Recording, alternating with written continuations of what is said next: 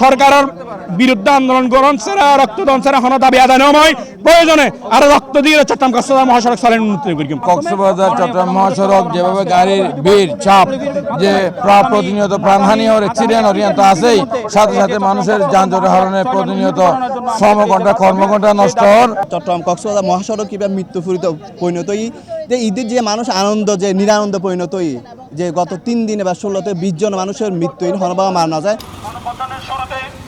চট্টগ্রাম কক্সবাজার মহাসড়ক 6 লেন গরিবের দাবিতে চট্টগ্রাম জেলা প্রশাসক কার্যালয়ের সামনে মানববন্ধন করছে বিভিন্ন শ্রেণী পেশার মানুষ।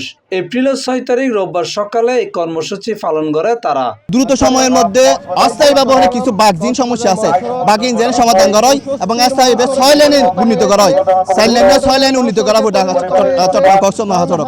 মানববন্ধনত আগামী 30 এপ্রিল পর্যন্ত নিয়মতান্ত্রিক আন্দোলন গরিবের ঘোষণা দিয়ে তারা এই সময়ের মধ্যে দাবি পূরণ নইলে কঠোর কর্মসূচি পালনের হুঁশিয়ারি দিয়ে তারা। যারা আমরা চট্টগ্রামের মতো বন্দর আছে, যারা কক্সবাজার মতো আন্তর্জাতিক বিশ্বমানের সমুদ্র সৈকত আছে, যারা মাতার বাড়ি গভীর সমুদ্র বন্দর আছে, রোহিঙ্গা কলর এডে সমস্ত বিশ্বত্তন জাতিসংঘতে বিভিন্ন দেশত্তন লোকজন আইয়ের, অথচ এই সড়কের কারণে এডে অনেকেই এই গাড়ি ঘোড়া সঠিকভাবে জনগণ সুযোগ নাই, বারবার দুর্ঘটনা হয়। তাই আমি বিলম্বে হইতে এই সড়ক 6 লেনের হোক এবং আর গণদাবি পূরণ হোক। আশা করি আর আগামী 30 এপ্রিলের মধ্যে মাননীয় প্রধান উপদেষ্টা এবং যোগাযোগ মন্ত্রণালয়ের উপদেষ্টা আর দাবি পূরণ করিব।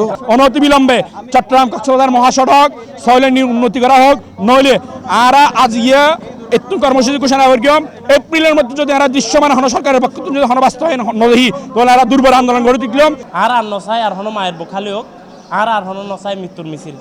আর চাই দক্ষিণ চট্টগ্রামের মহাসড়ক একমাত্র মহাসড়ক কক্সবাজার চট্টগ্রাম মহাসড়ক, এই মহাসড়ককে 6 লেন উন্নতি করা হোক। মানববন্ধনের পরে চট্টগ্রাম জেলা প্রশাসনের মাধ্যমে প্রধান উপদেষ্টা বরাবর স্মারকলিপি প্রদান করছে আন্দোলনকারী অকল। স্মারকলিপি গ্রহণ করছে অতিরিক্ত জেলা প্রশাসক মোহাম্মদ কামরুজ্জামান।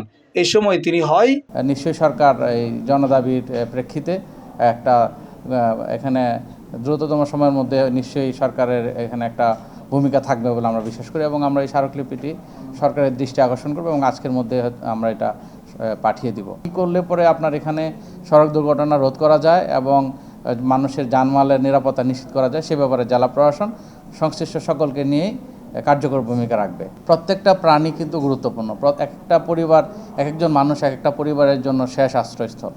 তো ধরেন যে মানুষের প্রাণহানি না ঘটানোর জন্য আমাদের সাইড থেকে জেলা প্রশাসন চট্টগ্রামের পক্ষ থেকে আমরা সরকারের ঊর্ধ্বতন মহলে বিষয়টা আমরা নজরে আনার জন্য সর্বোচ্চ চেষ্টা আমাদের থাকবে। মানববন্ধনে চট্টগ্রাম দক্ষিণ জেলা বিএনপির সাবেক আহ্বায়ক আবু সুফিয়ান সহ বোধকেও উপস্থিত আছেন।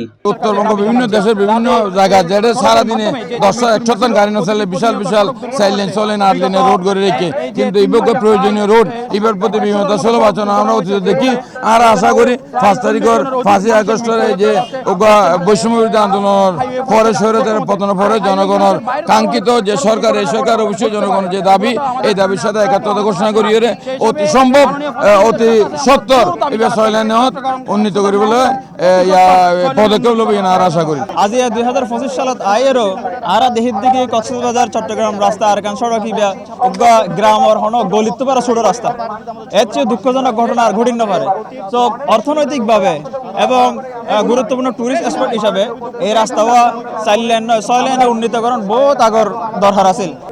আর এখন স্পষ্ট দাবি খুব দ্রুত চট্টগ্রাম কক্সবাজার রাস্তা 6 লেন উন্নীত করে ফেললে, 6 লেন 6 লেনে উন্নীত করে ফেললে প্রধান উপদেষ্টা দৃশ্যমান অগ্রগতি আরো দাহন করিবে। সুনতি এবং সকরিয়ার মধ্যবর্তী স্থানত যে প্রায় সময় দুর্ঘটনা হয়, এই দুর্ঘটনার হারণ সরকার বাহাদুর তার সংশ্লিষ্ট দপ্তরের মাধ্যমে নির্ণয় করিয়ে আর যানমালের ক্ষতি রোধ করিবাল্লা বলিয়ে আর আজ ইয়া বিশেষ করে এই যে সর্বস্তরের সাংবাদিক, উকিল, টিচার, সাধারণ মানুষ আর ইয়ান দিতেই আর দাবিয়ান জানে বেল্লাই হইলাহি চট্টগ্রাম কক্সবাজার মহাসড়কের ঈদর দিনতুন একের পর এক ভয়াবহ দুর্ঘটনায় অন্তত 17 জনের প্রাণহানি ঘটে। Mohammad Nizamuddin Tipu, C+ TV, Chittagong.